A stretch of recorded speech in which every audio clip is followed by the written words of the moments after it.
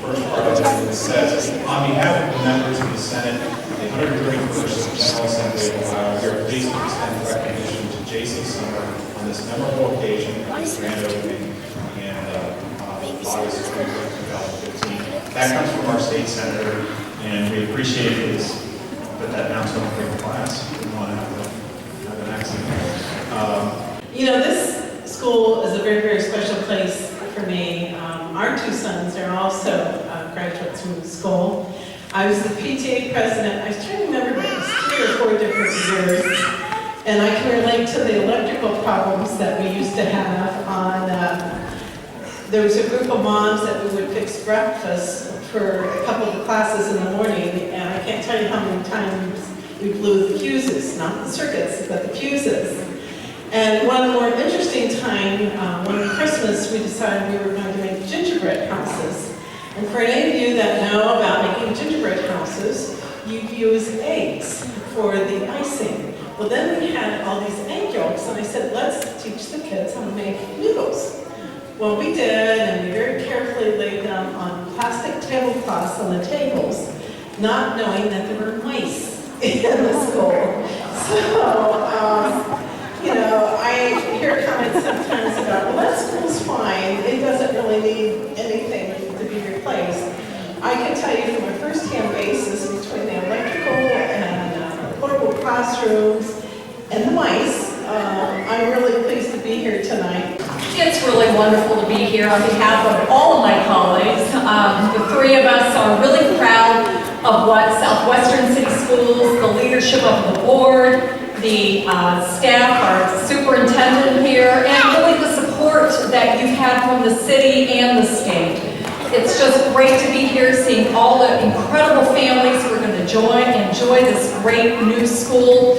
And as I think about what we talk about all the time, and that's workforce, and making sure that our children have good jobs in the future, this is the bedrock for that. If children don't have a good education, they can't get those good jobs that pay living wages that will carry their families in the coming years. So I'd like you to all give yourselves a round of applause because you took the initiative, you passed that levy, and you built this beautiful school. This is such a privilege for the city to be host to Southwestern City Schools and certainly have the kind of facilities that we've seen built in the city and in the district, superintendent all over it. And I see Mark Paula. I want to say again, Mark, you're an incredible guy. Incredible guy.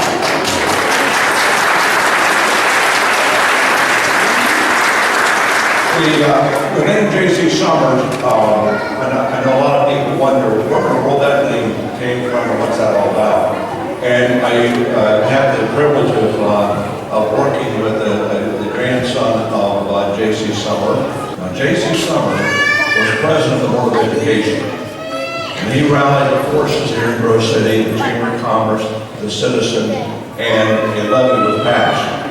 I have the good news here. There were several newspaper articles that outlined how the community rallied and how the levy was passed and how primarily the high school made the difference in the survival of schools in Grove City, Ohio. So where we were, 1927, here we are today. This school does mean a lot to me. You see, I have 2 grandkids out there who are attending this school. And it's the 5th generation to come through this school. So we have some good kids. And so this school does mean a lot. When my daughter teaches here also, and when she approached me and she said, Dad, I've got a choice of Sommer or J.C. Sommer.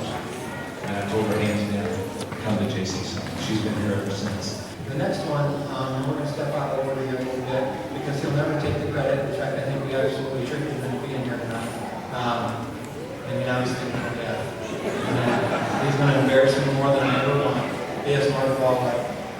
Mark has to put up with me on weekends. For those of you who live around here, you know I typically go for 5-6 mile runs in the morning, and I try to put schools on that little bit, so it's not unusual for Mark to get a call or a text from me at 7:30 on a Sunday morning saying, hey, this needs cleaned up, or I saw a hose left on, or you need to deal with this, or I'm unable with that. And that's in addition to his regular duties, in addition to the construction project.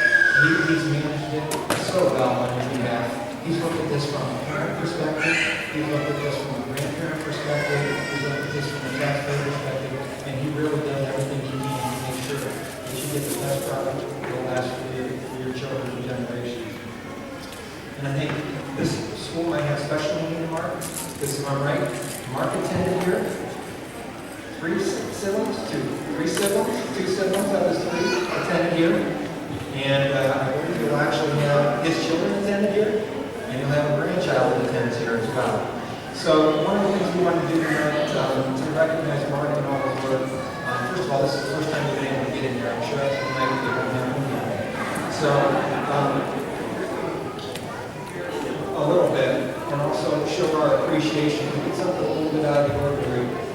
We have a special plaque made with the help of some folks from SHP for Mark.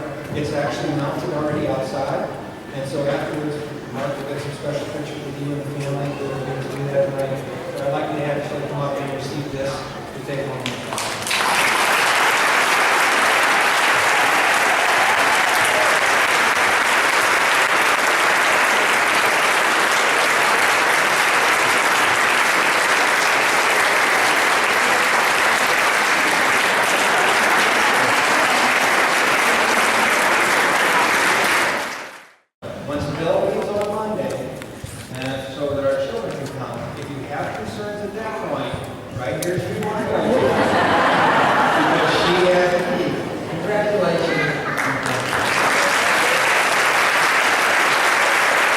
I knew coming into tonight that we would do a great job at thanking all of these people that have been so vital in this process. But the one thing that continued to be on my mind was really the actual facility that we were in. And I was one of the best writers of all about the fuses and no air conditioning and the things that building couldn't do. But the final year, I really started thinking about, my goodness, this building is almost 60 years old. And when you think about 60 years ago and what the demand on the building would have been, it probably was equally as magnificent as this building is today. And so when we think ahead 60 years for this facility, think of the changes that society will have seen and what will this building be able to do. So I wanted to take a moment literally to say thank you to our previous building. And if you haven't seen the marquee that we have had out front, Terry Southers, our head custodian, and it always just made me feel like that was the best closing statement ever, and that marquee will be coming down. He put up there for our final days of school, thank you, J.C. Sommer, for all the wonderful memories. You served us well. And that the building truly did. Thank you all so much.